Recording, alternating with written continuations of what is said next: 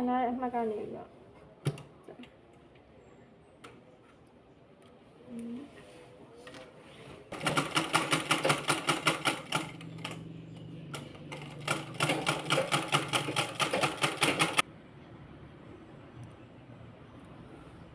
အတွင်းဘက်ကနေနော်တက်တယ်မလှဘက်ကနေအလှဘက်ကိုပြန်လှမ်းမှာဆိုတော့လေလေးစိတ်ပဲဟုတ်ငင်းတော့တန်းအောင်ထုတ်ပါနော်ဟုတ်မတန်းလို့ဆိုတော့ပြန်ထုတ်ပါ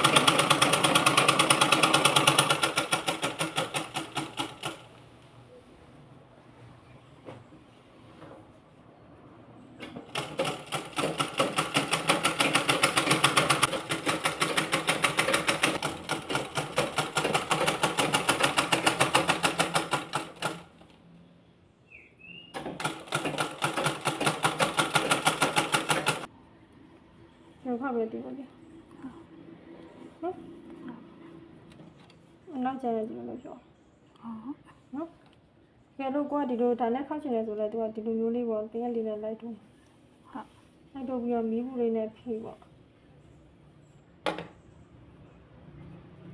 မီးလေးနဲ့ဖြည့်ပြီးတော့ချက်လို့ရတယ်နော်ဟုတ်